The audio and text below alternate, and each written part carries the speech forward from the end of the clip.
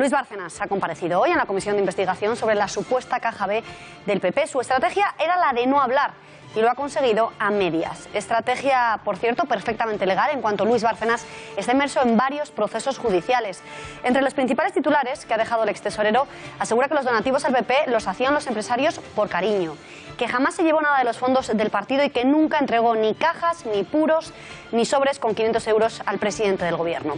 Lo ha dicho en sede parlamentaria y a petición del PSOE, de Ciudadanos y de Podemos. A todos ellos ha contestado con firmeza, cuando ha considerado que estos se excedían en sus aseveraciones. Los socialistas proclamaban sin atisbo de duda que Rajoy está tras la organización criminal de la financiación ilegal de Génova. Bárcenas la corregía, asegurando que los únicos que hablan de organización criminal son los socialistas, ningún juez. Aunque los momentos más tensos los ha protagonizado en los enfrentamientos con Toni Cantó, de Ciudadanos, y con la portavoz de Podemos, Irene Montero, mientras a esta última ha tenido que recordarle la amnistía fiscal a la que se acogió el fundador e ideólogo de Podemos, Juan Carlos Monedero. Al primero ha instado a rebajar el tono, al tiempo que le recordaba que no se encontraba actuando en un teatro. Una comparecencia que no ha convencido a ninguna de las formaciones y que ahora muchos califican como un error, cuando no apuntan a una estrategia compartida con el PP para proteger a Mariano Rajoy. Una comisión sobre financiación que no termina aquí, pues la ofensiva del Partido Popular ha sido la de convocar en el Senado a todos los cargos imputados de PSOE, Podemos y Ciudadanos. ¿Servirá esta comisión para algo o solo para poner de manifiesto que en España ninguno de los partidos está libre de pecado? Editorial con Eduardo García Serrano.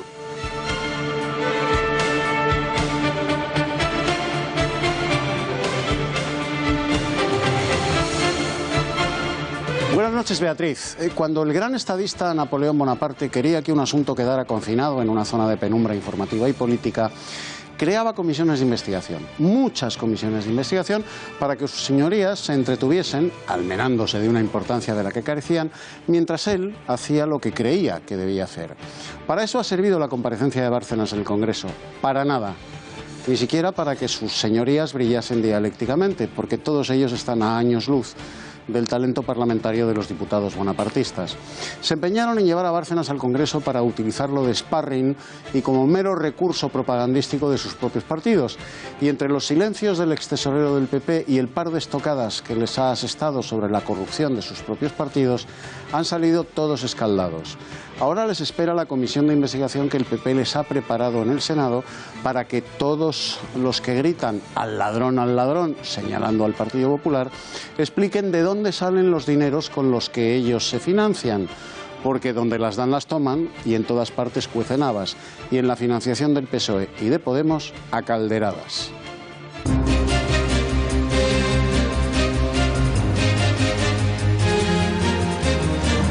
Todos los estudios técnicos y periciales apuntan a que el devastador incendio de Huelva ha sido provocado, por lo que la presidenta de la Junta de Andalucía ya ha advertido de que no será recalificado ni un metro cuadrado del terreno calcinado. Las llamas han llegado hasta los preparques naturales de Doñana, la mayor y más rica reserva natural de Europa. Que ni un solo metro que haya sido incendiado vamos a permitir que se recalifique. Analizaremos en este informativo la comparecencia en comisión parlamentaria de Luis Bárcenas sobre la financiación ilegal del PP durante su etapa de tesorero y gestor financiero del partido. ¿Ha existido o no ha existido pacto de silencio? ¿Por qué estaba tan nervioso Toni Cantó? ¿A qué obedece la agresividad de Irene Montero? Trataremos de dar respuesta a estas cuestiones que, junto a los silencios de Bárcenas, han sido lo más importante de esta comparecencia.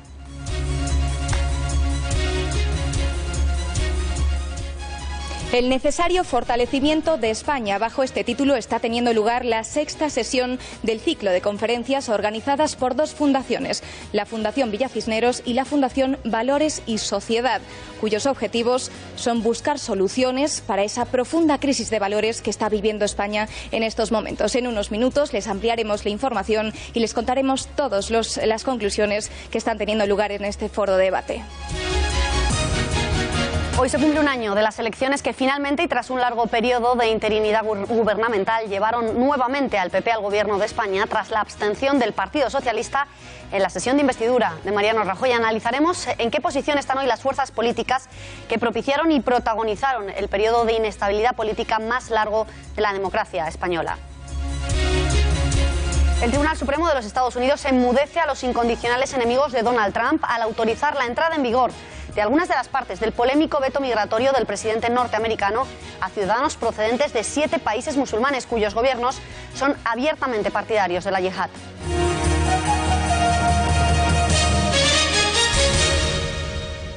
Decir que efectivamente la evolución que sigue es la que estaba prevista y eso es algo muy importante.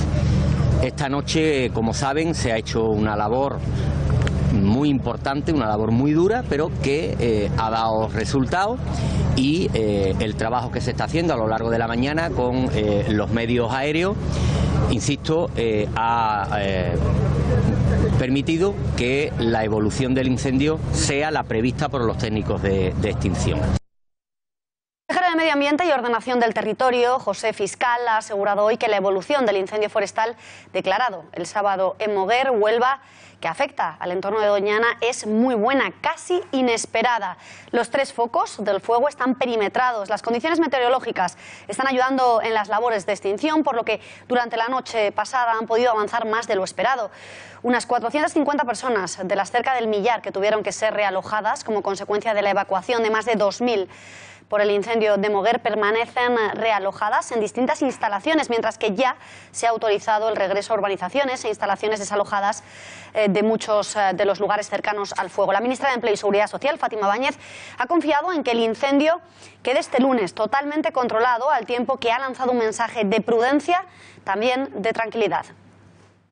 Bueno, efectivamente, están perimetrados y aparte de eso hay que decir que la noche nos ha dado un gran respiro, el viento paró a la caída de la tarde de ayer y podemos decir que tenemos un optimismo moderado, que va el trabajo hacia la estabilización del incendio y que hoy miramos con ojos diferentes a ayer la situación que tenemos. Así que sí, es verdad que está todo perimetrado, el trabajo de la noche ha sido ingente y ha dado sus resultados. La buena noticia es que al Parque Nacional no ha llegado el incendio, ha entrado un poco en la zona anterior, que es el Parque Natural, pero en estos momentos pues está bajo control, parece, y esa buena noticia de que no llegue al Parque Nacional también, que es una joya medioambiental para Europa, es una buena noticia para todos. Además, la ministra ha celebrado como una excelente noticia que para todos los españoles que las llamas no hayan llegado al Parque Nacional de Doñana. No es para menos si tenemos en cuenta que se trata de la mayor reserva natural de Europa, 164.000 hectáreas que albergan una biodiversidad única, destacando algunas especies tan emblemáticas como el lince ibérico o el águila imperial, ambas en peligro de extinción. El espacio natural Doñana está considerado como una de las zonas naturales protegidas más importantes de Europa, encrucijada clave para las rutas migratorias de aves entre el continente africano y el europeo. Supone además el último refugio para numerosas especies en peligro de extinción. Formado por un espectacular paisaje de tierras llanas, destacan 2 principales ecosistemas, los bosques de pino y matorral mediterráneo, que crecen en un suelo básicamente arenoso, y la inmensa marisma, terrenos inundables formados por arcilla impermeables con un régimen hídrico muy estacional. Sin duda, Doñana es el espacio natural con mayor biodiversidad de Europa, siendo el grupo de las aves el más importante y numeroso. Más de 300 especies de aves habitan este territorio, entre ellas el águila imperial, uno de los emblemas de Doñana. Apenas 10 parejas habitan en este parque, siendo uno de sus últimos refugios. Además, podemos encontrar hasta 37 especies de mamíferos, entre las que destaca el lince ibérico, considerado el felino más amenazado del planeta. En la actualidad, solo se puede llegar a ver en la Sierra de Andújar o en Doñana, donde quedan las últimas poblaciones que existen en tierras llanas a nivel del mar. 21 especies de reptiles, 11 especies de anfibios y 20 especies de peces de agua dulce, entre ellos la tortuga mora. Se trata de un simpático reptil en peligro de extinción que tiene en las arenas de Doñana uno de los pocos lugares donde poder encontrarla. Es vegetariana y puede llegar a vivir casi 100 años. No podemos olvidarnos tampoco de los miles de invertebrados y muchos de ellos aún sin catalogar. Los expertos coinciden en asegurar que se trata de un fuego provocado al no haber existido las condiciones naturales para que el fuego surgiera de manera espontánea. Desde la Junta de Andalucía, Susana Díaz ha garantizado este lunes que ni un solo metro que haya ardido en el incendio que afecta al entorno natural de Doñana va a ser recalificado ni utilizado para ningún otro uso. vamos a llegar al límite para saber qué ha pasado aquí y por qué se ha producido este incendio. Y vamos a exigir que se depuren responsabilidades al máximo. Y en segundo lugar, que ni un solo metro que haya sido incendiado vamos a permitir que se recalifique. Es decir, que nadie piense que ni un solo metro de este incendio que haya ardido en este incendio se va a aprovechar y va a tener otra calificación urbanística. Cuando faltan menos de 20 minutos para las 9 de la noche, tenemos conexión telefónica en directo con Raúl de la Calle, secretario general del Colegio Oficial de Ingenieros Técnicos Forestales. Señor de la Calle, buenas noches. Hola, muy buenas noches. ¿Cuál es el estado actual ahora mismo del fuego en las inmediaciones de Doñana?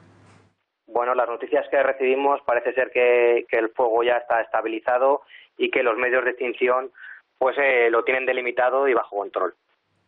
¿Podemos decir ya, por lo tanto, que la Reserva Natural de Doñana está totalmente a salvo o existiría una remota posibilidad de que no se consiguiera controlar del todo? Hombre, hasta que el incendio no está totalmente extinguido no podemos decir que el incendio no tiene ningún riesgo para la superficie que está allí, más aún con el verano o la primavera que hemos tenido, con un estrés hídrico muy importante para la vegetación que allí existe, con lo cual hay una combustibilidad muy importante y cualquier conato, cualquier rescoldo que hubiera podido quedar, pues puede levantar de nuevo el incendio. Y ya que nos habla de las altas temperaturas, ¿existe ahora mismo alguna zona más vulnerable en la geografía española, en algún lugar? Porque sabemos, o es lo que están diciendo los expertos, de eso le preguntaré ahora sobre qué ha sido provocado, pero ¿podría producirse en los próximos días, debido a las altas temperaturas, un incendio, pues no sé, parecido a las características del que está ocurriendo en Portugal? Sí, por supuesto. Nosotros ya hemos advertido de este hecho. Nuestra ubicación geográfica es la que es y lo normal es que en nuestros veranos, salvo en la cornisa cantábrica, pues que en la que la época de peligro es otra, pues haya periodos prolongados de altas temperaturas y una humedad relativa muy baja. A este año, además, le añadimos que vamos con un mes de anticipación de esa sequía, o sea, tenemos un mes más de sequía hídrica, pues nos encontramos con una situación por lo menos alarmante. Tenemos que tener en cuenta que nuestro país, al igual que todos aquellos que tienen un clima de tipo mediterráneo, los incendios forestales pues se presentan de una forma recurrente, sea cual sean las causas. No contar de partida con este dato pues no nos puede llevar a una equivocación. Tenemos que actuar con gestión, con medidas preventivas y luego no llevarnos las manos a la cabeza cuando ocurre. Le quería preguntar, ¿se hace lo suficiente en España durante el invierno para prevenir que durante los meses de verano pues se pueda evitar en la medida de lo posible que esto ocurra? En nuestra opinión no. Falta mucha gestión forestal que hay que realizar, muchos trabajos preventivos. Tenemos que tener en cuenta también que el abandono de la actividad ganadera y forestal por falta de rentabilidad ha supuesto pues la acumulación de mucha biomasa en nuestros montes. Tenemos que tener en cuenta que en los últimos 30 años se ha duplicado la biomasa forestal en estos terrenos que están prácticamente abandonados.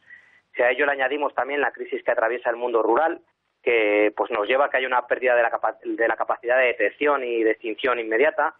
Nos lleva también a que tengamos una pérdida de caminos rurales al ser invadidos por la maleza, perdemos conocimiento del territorio. Todo ello nos lleva a pensar que nos falta todavía mucho por hacer. Tenemos que trabajar mucho en la gestión forestal sostenible en mayúsculas. Hablábamos de eso. La mayoría de expertos coinciden en apuntar a que el fuego fue provocado intencionadamente. Si es así, ¿qué razones cree que puede haber detrás de este delito? Bueno, a mí no se me ocurre una razón que pueda justificar un tamaño atentado ecológico. Tenemos que tener en cuenta que el 96% de los incendios de nuestro país está detrás la actividad humana, bien sea por intencionalidad o bien sea por negligencia. El pensar que alguien quiera quemar algo allí con algún objetivo pues está fuera de cualquier cabeza pensante mínimamente inteligente. Pero no podemos, perdone que le interrumpa, no podemos olvidar que hace unos años fueron desautorizadas varias iniciativas para construir urbanizaciones de lujo en las inmediaciones de esos preparques que precisamente se han incendiado, los que rodean a la Reserva Natural de Doñana. Parece inevitable razonar el fuego con este proyecto urbanístico. Y de hecho ahí están las declaraciones de Susana Díaz. Precisamente, bueno, yo creo que no hay que politizar el tema. Existe una ley de montes que nos dice que no se puede cambiar el uso forestal al menos durante 30 años y sí que es verdad que tiene unas excepciones.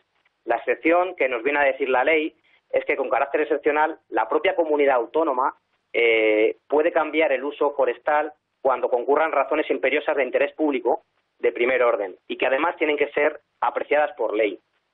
Esto quiere decir que no es tan sencillo el recalificar, el cambiar de uso un suelo forestal tras un incendio. No es nada sencillo, tiene que pasar por una ley autonómica en la que todos los partidos tendrán que intervenir, votar, pensar si eso es adecuado o no, y tiene que existir un interés público de carácter general.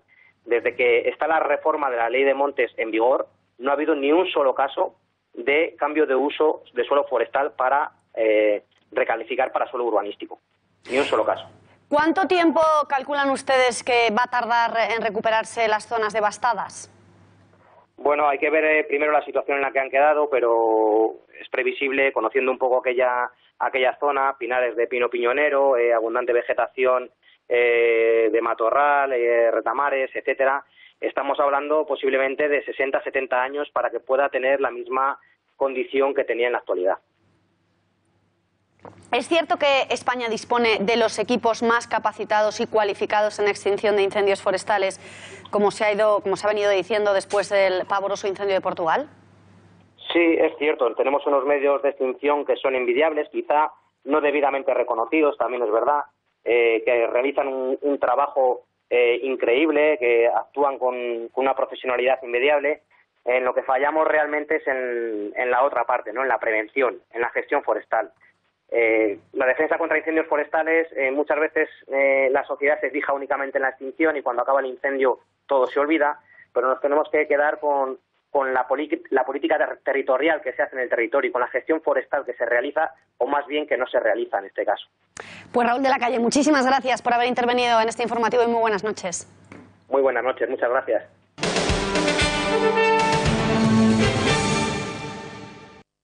Jamás he dicho que le llevase ninguna caja de puros y jamás he dicho que le subiese sobres con billetes de 500. Lo que está usted contextualizando de la caja de puros, eso es otra historia que no tiene nada que ver con lo que usted está diciendo. O sea, que está intentando confundir no sé a quién. ¿Me va a ilustrar usted cuál es mi confusión y cuál es la otra historia en la que se ha llegado a saber que había una entrega de cajas? Déjeme terminar la pregunta. Déjeme terminar la pregunta. El tesorero Álvaro Lapuerta, no soy yo. O sea, que usted reconoce que el tesorero Álvaro Lapuerta sí que entregaba cajas de puros junto con sobres de 500. Así lo conté yo. Versión de los hechos, ¿por qué lo ha hecho, señor Bárcenas? ¿Tiene un pacto con el Partido Popular? Señor Bárcenas. Palabras de Luis Bárcenas en su comparecencia en el Congreso negando que él jamás entregara nada a Mariano Rajoy y apuntando directamente con nombre y apellido a Álvaro Lapuerta, el ex tesorero del Partido Popular, inhabilitado para ser juzgado por su avanzada edad.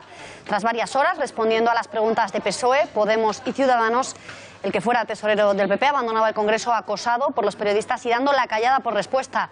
Así transcurría la salida de Luis Bárcenas de la Comisión de Investigación sobre la supuesta financiación ilegal del Partido Popular. Una comisión en la que ya avanzó que no respondería a las preguntas, algo que legalmente le está permitido al encontrarse inmerso en varios procesos judiciales. Sin embargo, Bárcenas no ha podido permanecer callado ante todas las acusaciones vertidas por los parlamentarios de la oposición, que no solo daban por hecho la financiación ilegal del PP, la existencia de una caja B y el cobro de favores a cambio de adjudicaciones públicas, sino también la organización criminal del PP para financiarse ilegalmente. A todos ellos, Bárcenas le contestaba así. Está describiendo no guarda ninguna relación con ninguna de las dos causas en las que yo estoy imputado en estos momentos, ni con el caso Gürtel ni con el caso de financiación. Bueno, y sobre todo con respecto a mi persona. En fin, las conclusiones las está sacando usted. En ningún auto ni de transformación en juicio oral ni de apertura de juicio oral figura que los donativos sean finalistas. Usted lo ha definido, como yo lo definí en su momento, como que los donativos los empresarios los daban por cariño. Pues eso, con otras palabras, pero así está definido. Bueno, señor. Ningún juez ha calificado de organización criminal al PP, respuesta de Bárcenas a los socialistas que acusaban a Mariano Rajoy de estar detrás de la financiación ilegal de Génova y de haber alcanzado un pacto de silencio con el extesorero para blindarse él y el partido. Lo hacía en respuesta a Isabel Rodríguez, la portavoz parlamentaria, y pocos minutos después de asegurar que no respondería a ninguna pregunta. Se trata de identificar quiénes son los responsables políticos de la financiación ilegal del Partido Popular. El partido en el gobierno, el partido que ha llegado dopado y con ventaja a las urnas. Llegaron haciendo trampas a las elecciones y eso es un grave ataque a la democracia. El señor Rajoy siempre estuvo allí, hace 20 años y hoy. Su pacto de silencio con el Partido Popular es la prueba de que está intentando ser fuerte, como le pidió el señor Rajoy. Yo simplemente, porque lo ha repetido usted en dos ocasiones, que los jueces en dos ocasiones han definido al Partido Popular y a toda esta, digamos, sistemática como una organización criminal. He dicho usted, eso no es así. Los jueces no han definido como una organización criminal. Es la acusación del Partido Socialista la que lo define como una acusación criminal. Y, lógicamente, los escritos de acusación se recogen por el juez. La locuacidad de Bárcenas ha mermado durante la intervención de Irene Montero, a la que prácticamente ha dejado sola preguntando. Eso sí, en el momento en el que la portavoz morada le acusaba de haberse llevado fondos de la Caja B de Génova, dando por hecho su existencia, una afirmación que a Bárcenas parece no haber gustado y no ha querido permanecer callado, a la que ha respondido asegurando que él jamás se había llevado fondos, pero del Partido Popular en general, aprovechando así para negar la existencia de esa supuesta Caja B. Y tampoco se ha quedado ahí el extesorero, que ha afeado a Irene Montero el haberse acogido, tras decirle a Irene Montero que se había acogido a la amnistía fiscal, le ha recordado que su comportamiento no difiere del de su compañero Juan Carlos Monedero, quien también se acogió a la amnistía de Montoro para regularizar los fondos recibidos de los chavistas. ¿Ha enriquecido usted, señor Bárcenas, con la gestión de las finanzas ilegales del Partido Popular y si se quedó con casi 300.000 euros de la Caja B de su partido, tal y como asegura la Fiscalía Anticorrupción? Le pregunto también... Esa sí se la voy a contestar. En ningún caso. Ni con 300.000 ni con 8.000. Con nada, absolutamente con nada. ¿Cobraba usted del partido, señor Bárcenas? Señor Bárcenas, se está riendo. ¿Cobraba usted, señor Bárcenas, del partido? Ya no contesta eso. Bien, usted se acogió a la amnistía fiscal inconstitucional de su colega, el señor Montoro, en el año 2012. Afirma haber regularizado 11 millones de euros por esa vía. Le pregunto cómo consiguió tan inmensa fortuna siendo gerente y luego tesorero del Partido Popular. En todo caso, algo parecido a lo del señor Monedero con los fondos que obtuvo de Venezuela. Nada distinto, ¿eh? Soy el responsable de que ustedes hayan cometido la torpeza de convocar esta comisión habiendo un proceso judicial que afecta a determinadas personas y mucho menos de llamar a declarar a dos tesoreros que no tienen capacidad mental para declarar en este momento. Y ni siquiera este era el momento más tenso. El portavoz de Ciudadanos, Toni Cantó, se dirigía a Bárcenas en tono chulesco, exigiéndole que a él le respondiera a sus preguntas, aunque fuera para decirle que no le iba a contestar. Así le respondía el extesorero. ¿Rajoy destruyó delante de usted papeles en una trituradora, señor Bárcenas? ¿Bebe usted agua?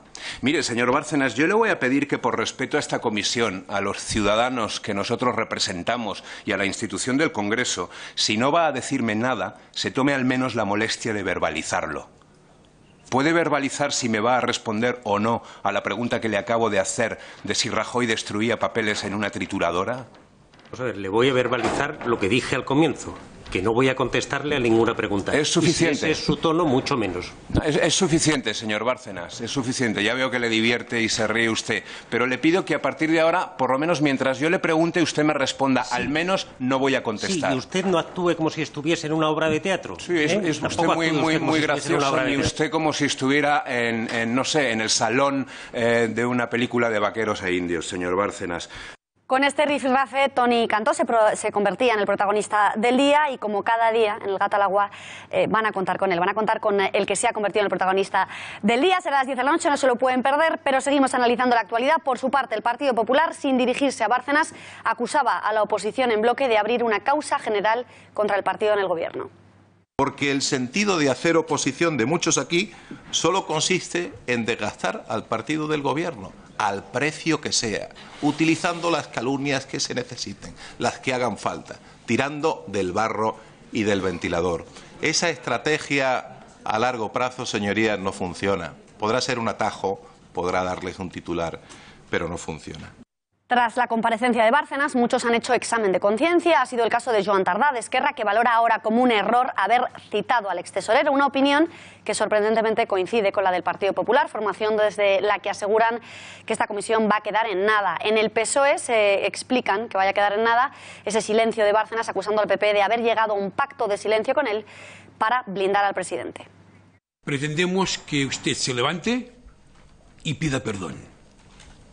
Si usted se levantara y pidiera perdón, usted no solamente haría un acto, y se lo digo yo que no soy español, pero que entiendo el patriotismo de los españoles, usted haría un acto de patriotismo, levantarse, pedir perdón. A ver, él tiene derecho a expresar lo que estime conveniente, está incluso en procedimientos judiciales, tiene derecho a no contestar, incluso dentro del procedimiento judicial tiene derecho a decir lo que estime conveniente. El riesgo de hacer una comisión sobre personas que están procesadas es altísimo y yo creo que es una comisión que hoy y se verá en los próximos días va a ser una comisión completamente fallida. Muchas gracias.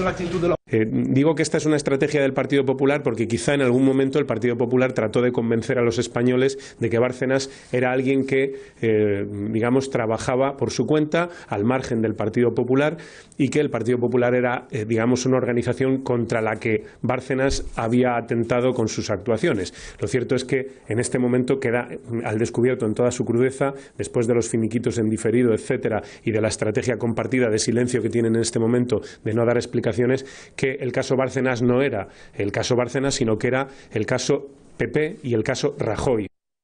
A Luis Bárcenas parece que se le ha olvidado lo declarado entre los años 2013 y 2015.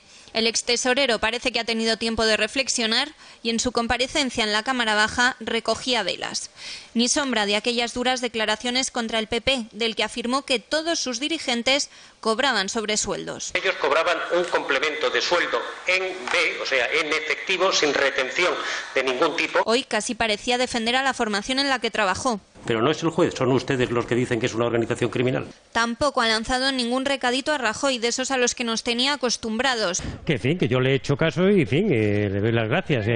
Luis ha sido fuerte de verdad, ¿no? Y le he hecho caso y ha sido fuerte. Mientras el PSOE acusaba al presidente de todos los males en la tierra, Bárcenas callaba. Rajoy no solo conocía la existencia de la Caja B, sino que incluso personalmente recibía estos donativos. Los más importantes. Y su silencio de hoy, su pacto de silencio con el Partido Popular, es la prueba de que está intentando ser fuerte. Muy parecida a su actitud al ser preguntado por María Dolores de Cospedal, la máxima dirigente de la formación popular y que fue precisamente la que le apartó de su puesto de tesorero tras las primeras sospechas, había sido señalada directamente en una de sus comparecencias en los juicios. Esa contabilidad que es fidedigna desde el primer apunte hasta el último, o sea, eso no es interpretación que pueda hacer nadie. Hoy, sin embargo, ni palabra de quien fuera su bestia negra. Al ser mencionado el nombre de la ministra de Defensa, echaba balones fuera. Esto quiere decir que usted iba al despacho de María Dolores de Cospedal y le entregaba un sobre de 500 euros. Dígame, señor Bárcenas, estoy encantado de escucharlo. Una contestación, me va a escuchar sí, y voy a favor. verbalizar. Jamás he dicho que le llevase ninguna caja de puros. Y es que parece que al menos de momento en el Partido Popular pueden respirar tranquilos.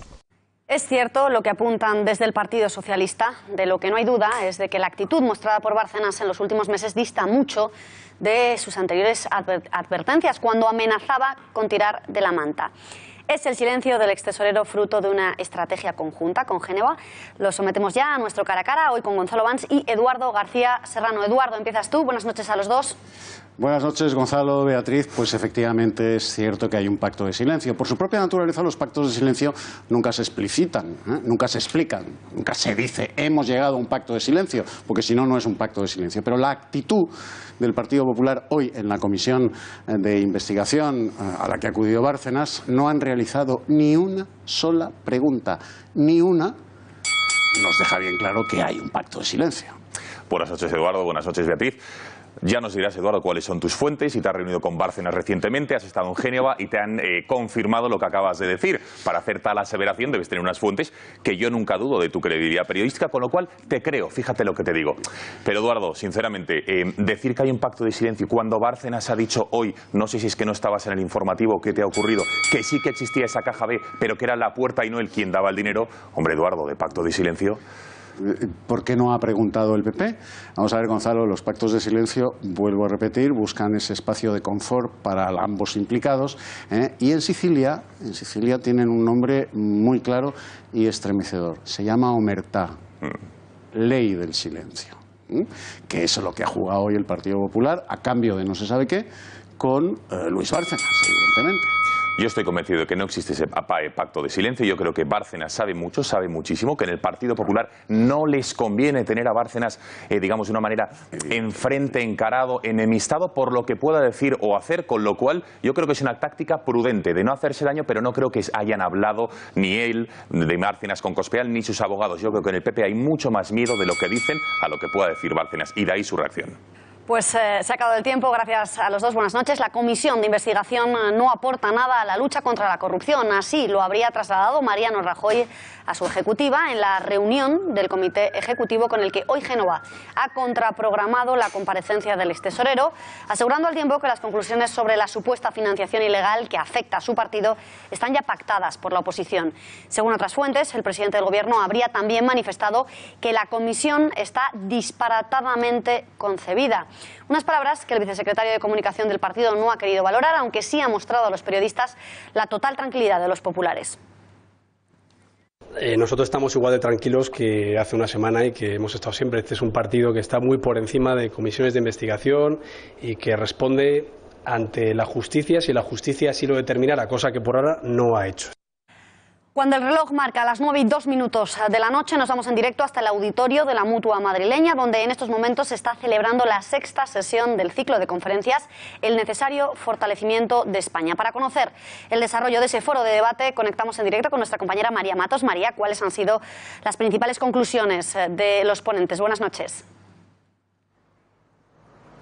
Buenas noches, Beatriz. Pues todas esas conclusiones parten del problema catalán, del desafío separatista que está amenazando a España y que es de lo que se está hablando en este foro de debate. Antes, como veíais, estábamos dentro, ahora estamos fuera, porque nos han pedido muy amablemente que si nos podíamos trasladar hasta aquí, ya que estábamos haciendo mucho ruido.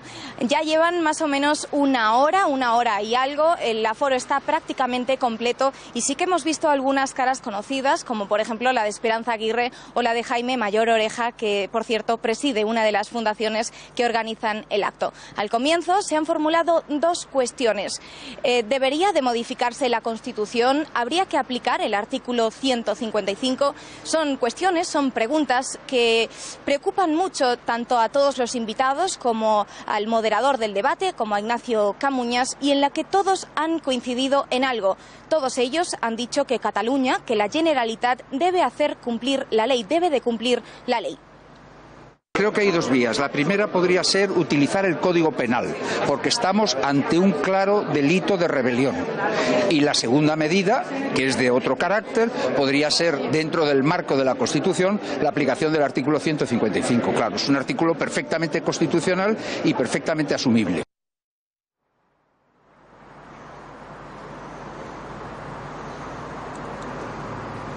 Beatriz, sí, ahora mismo está hablando Alejo Vidal Cuadras con tertulio del Gato al Agua, así que os contamos si queréis cuando acabe. En unos minutos. Pues muchísimas gracias, María Matos.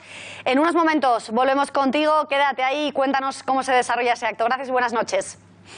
Y hoy es 26J, se cumple un año de las elecciones que tras 2 investiduras fallidas devolvió a Mariano Rajoy a la Moncloa, aunque visto lo visto las cosas no hayan cambiado mucho. Exactamente un año después, Pedro Sánchez se encuentra abriendo una nueva ronda de contactos que le ha llevado a reunirse hoy con los sindicatos, mañana con Podemos y pasado con el partido liderado por Albert Rivera. A este futuro encuentro se ha referido la mañana de este lunes su portavoz parlamentario adjunto, José Manuel Villegas, deseando que en la reunión los socialistas dejen clara cuál va a ser a partir de ahora la hoja de ruta que siga su partido.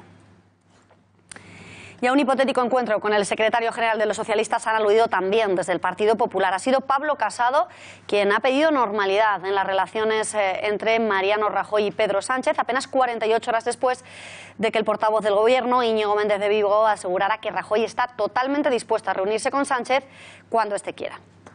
La comisión de investigación parlamentaria que se está sustanciando en el Congreso de los Diputados. El presidente nacional ha dicho que la oposición solo quiere hablar del pasado y que nosotros seremos los que hablemos del futuro. Que no es muy normal que una comisión de investigación parlamentaria no fije ni el tiempo, ni el ámbito territorial, ni el objeto de la investigación. Y, en primer lugar, esto no aporta nada contra la corrupción. En segundo lugar, el único objetivo es un desgaste partidista del Gobierno que está ahora mismo en el Ejecutivo de España, y en tercer lugar, que ya tiene las conclusiones redactadas y les da igual lo que puedan decir los comparecientes porque lo que intentan hacer es una causa general. Hemos querido preguntar en la redacción cómo ven al Gobierno del Partido Popular en su primer aniversario en la Moncloa, y esto es lo que nos han dicho. Bueno, pues un año después el Gobierno se encuentra con muchísimas dificultades para aprobar todas las medidas que proponen, porque tiene que debatirlas, lo cual es algo que no han tenido que hacer antes, y además estancado con el tema de Cataluña, que sigue adelante con la inacción del Gobierno. Pues lo veo un poco inoperante y creo que tal como está el Congreso y los diputados que tiene y todo, veo que no va a conseguir nada bueno para los españoles. Creo que va a tocar trabajar mucho y lo va a tener complicado. Una de las cosas más relevantes que hay que destacar del gobierno de Mariano Rajoy es la gestión que ha hecho del problema que ocurre en Cataluña. Creo que ha solucionado bastantes de los temas de corrupción que tenía pendientes. Que ha tenido un poquito de suerte, se han alineado una serie de condiciones como la bajada del petróleo, unos intereses a cero, una subida del turismo muy grande gracias a que todos los países del Mediterráneo están a tortas, y entonces pues eso ha hecho que la economía se haya salvado de la quiebra en la que estábamos metida. Pues el Gobierno, un año después, parece que está un poco más asentado, aunque está un poco en el limbo, yo creo, porque al principio les costó salir, parecía que les iba a costar hacer gobierno, aprobar los presupuestos, y van saliendo, pero con esto de las mociones de censura, no sé yo cómo va a acabar esto, pero parece que al menos van saliendo. Pues es como ven varios periodistas de esta casa al Partido Popular 365 días después de llegar al Gobierno. Pero, Eduardo, ¿y el PSOE? ¿Es muy distinta su situación a la de hace un año? Es exactamente la misma, Beatriz. Si alguien no ha escarmentado un año después, es el PSOE, que con el resucitado Pedro Sánchez en el puente de mando sigue conjugando el sostén ella y no enmendalla, tratando de liderar una coalición de perdedores cuyos integrantes, uno por uno, jamás pisarían moqueta gubernamental para sacar, como quien se saca una espina o una muela, a Mariano Rajoy de la Moncloa. Ese es el gran proyecto de Pedro Sánchez, fracasado hace un año cuando sus electores, que son los que dan y quitan escaños y no los militantes, huyeron de las papeletas del PSOE para refugiarse en la abstención ante el espanto que les producía el vetusto proyecto político de Pedro Sánchez, consistente en reeditar un nuevo Frente Popular con los comunistas y los separatistas. Ahora han sido los militantes, cuyo voto en las generales pesa muy poco, los que le han hecho el boca a boca a Pedro Sánchez, que evidentemente en su corto ostracismo político no ha aprendido nada y vuelve por donde solía. Como siga así, los votantes del PSOE le volverán a hacer un electoral corte de mangas en las urnas, porque su proyecto pseudoprogresista de la España plurinacional del bracete de Podemos y de los separatistas no convence a los votantes socialistas, tampoco a la mayoría de los militantes, pero estos callan y otorgan porque prefieren equivocarse con el partido que tener razón contra el partido, en el que muchos de ellos tienen la nómina y los garbanzos. Muchísimas gracias, Eduardo. Y tenemos que seguir hablando del Partido Socialista y más concretamente del PSC, donde varios alcaldes están capitaneando una revuelta a cuenta del referéndum ilegal y en contra de lo marcado por la formación. Es el caso del alcalde de Blanes, que ha mostrado su determinación a apoyar la consulta ilegal que el Gobierno amenaza con celebrar el próximo día 1 de octubre. Votaré el 1 de octubre y votaré que no. ¿Qué daño se hace en depositar un voto en una urna? Ninguno, simplemente es un hecho participativo. España no debe opinar sobre el tema por una razón, porque afecta básicamente al sentir que tienen los catalanes. El PSC traiciona a la izquierda española, así lo cree el portavoz del PP catalán, Xavier García Albiol, que nos explica que desde el PSC no se ponga orden ante esta insumisión de algunos consistorios. Le estén apareciendo como setas alcaldes que no tan solo no se posicionan en contra del referéndum ilegal, sino que van a permitir que se pueda celebrar en sus municipios. Creo que es el mejor de los ejemplos de que el Partido Socialista ha perdido sus orígenes, ha perdido sus bases y está traicionando a la izquierda española, a la izquierda catalana, que también se siente española. De Cataluña viajamos a Madrid, donde una concejal popular ha sacado los colores a Podemos a cuenta de su tan manido despatarre, o como ellos llaman, manspreading, esa práctica calificada de machista y que Manuela Carmena ha prometido erradicar en el transporte público de la capital. Una lección magistral que no tiene desperdicio. Hacer una pequeña clase práctica de Podemos en las instituciones y el despatarre. Caso primero tenemos al macho alfa principal en una postura, como pueden ver, de apertura de piernas de 45 grados, con remango, y bueno, pudiera parecer al final la postura del pensador de Rodin en una frase profunda, estilo bolivariano, siglo XXI. Postura número 2, el despatarring, la apertura del manspreading en las instituciones. Es una postura que, por cierto, muchos diputados de Podemos ya tienen normalmente aquí en la Asamblea.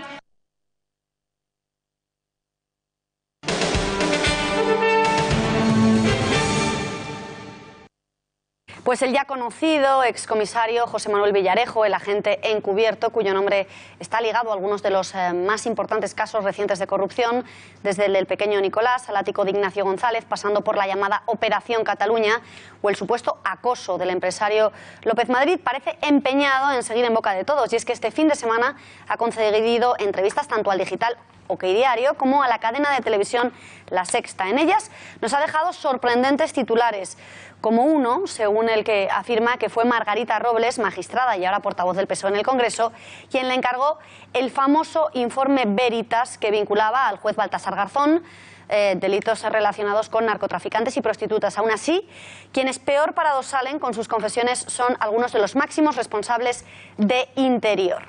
Como por ejemplo, sobre el jefe del CNI español, el general Félix Sanz Roldán, con quien Villarejo mantiene desde hace tiempo un enfrentamiento público. El exagente llega a acusar a Sanz Roldán de amenazar de muerte a la princesa Corina, la amiga entrañable del rey emérito. No contento con eso, se refiere a él como el generalísimo, porque asegura que es peor que Franco. Pues la princesa Corina, en un momento determinado, se siente intimidada por una entrevista que ha tenido con el jefe del servicio secreto, un señor que se cree Franco, se cree el generalísimo. Yo a partir de ahora, si no le importa, me referiría a él como el generalísimo. ¿De quién está usted hablando? Sí, del señor el general, ¿no? El jefe del servicio secreto. Sanz Roldán. Sanz Roldán, efectivamente.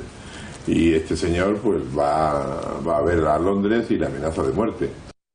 No era esta su única revelación sobre el Centro de Inteligencia Español. Sobre la llamada Operación Cataluña, habla de las grabaciones realizadas en su propio despacho al anterior ministro del Interior, Jorge Fernández Díaz. Cree Villarejo que alguien del propio gabinete debió de dar el chivatazo a inteligencia que tendría, según él, las grabaciones de Fernández Díaz desde las primeras 48 horas tras producirse. El comisario Villarejo es un tipo que se ha atrevido a criticar la labor del todopoderoso generalísimo, ¿no? Y después de que esa nota llegó a esa instancia del gobierno, ¿no se hizo nada? ¿Cómo se reaccionó? No se hizo nada porque, claro, porque este señor tiene totalmente secuestrada las informaciones que él considera que son suyas, ¿no? Entonces, es difícil. Marcelino Martín Blas e Ignacio Cosidó, ex jefe de Asuntos Internos y exdirector del CNI respectivamente, a los que acusa de tratar de proteger a toda costa al PP. Entre un señor en concreto que se llama Marcelino Martín Blas, que era responsable de una unidad muy importante, que era la unidad de Asuntos Internos, que en lugar de poner al servicio de la policía la ha puesto al servicio del señor Sanz Roldán. Que, bueno, el señor Cosidó lo toleraba todo a este hombre. ¿A usted le han intentado dar la imagen, o por lo menos lo han conseguido, de ser uno de los máximos exponentes de las cloacas? Sobre otro popular, el expresidente de la CAM, Ignacio González, ahora en prisión por la operación Lezo, Villarejo, responsable de una de las grabaciones, precisamente a González, en relación a otro supuesto caso de corrupción del político popular, Subaticón Estepona, dijo que tuvo que dejar de investigarle por orden directa del CNI, de quien González sería confidente. También menciona al empresario Jaume Roures, fundador de La Sexta, que habría tratado de presionarle ni más ni menos que para que dejara de sacar a la luz los trapos sucios de la inteligencia española. Es lo mismo que me dijeron también con el tema del señor Ignacio González.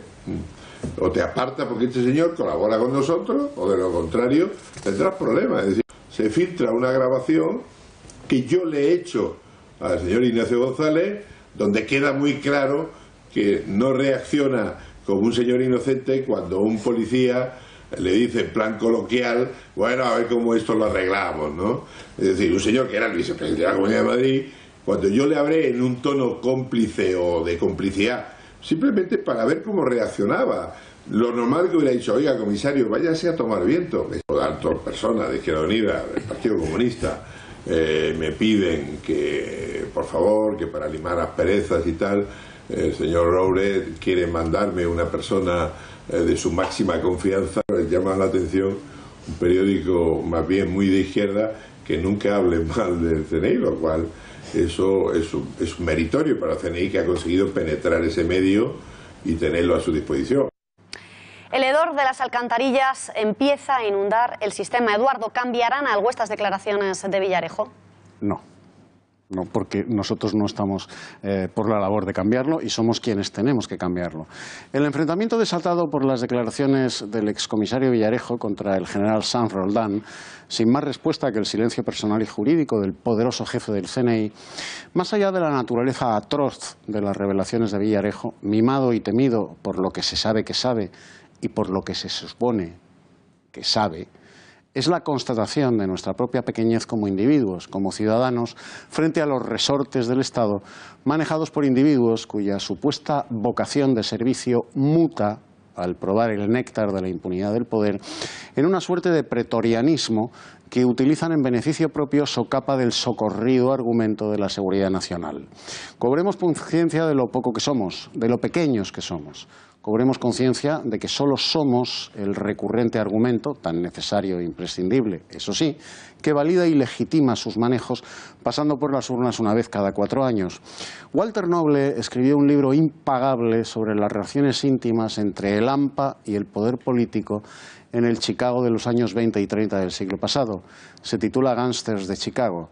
Los servicios secretos, policiales, políticos y judiciales al servicio del AMPA, a cambio de silencio, negocios, amantes y dinero. Villarejo y Roldán no habían nacido, pero están perfectamente retratados en la obra de Walter Noble.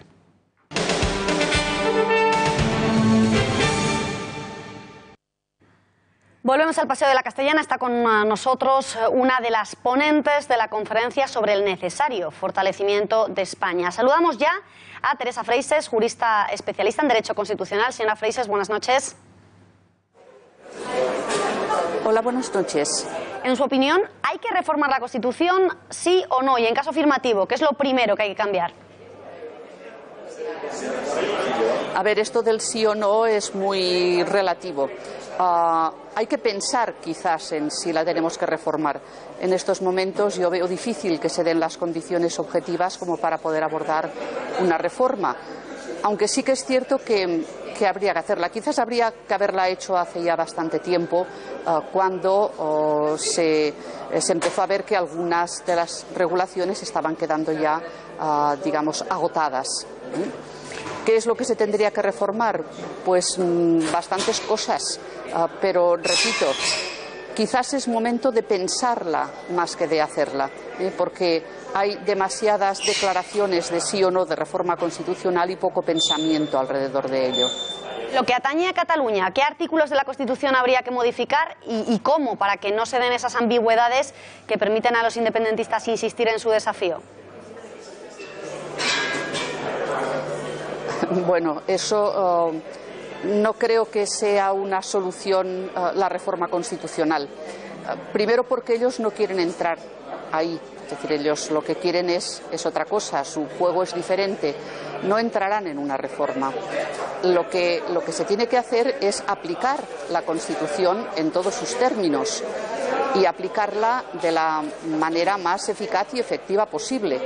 Porque no creo yo que el problema que tenemos en Cataluña y en España al respecto tenga que ser solucionado a través de una reforma constitucional, sino que tiene que ser solucionado, pues primero aplicando la ley, que eso es lo más importante, y en segundo término empezando a pensar en reformas constitucionales, pero que no se limiten al tema de qué pasa en Cataluña. Si se reforma la Constitución es porque se tenga que reformar, porque repito, no es la solución para este problema. Pues Teresa Freixes, ha quedado clarísimo. Muchísimas gracias por haber respondido a las cámaras de Intereconomía y muy buenas noches. Buenas noches.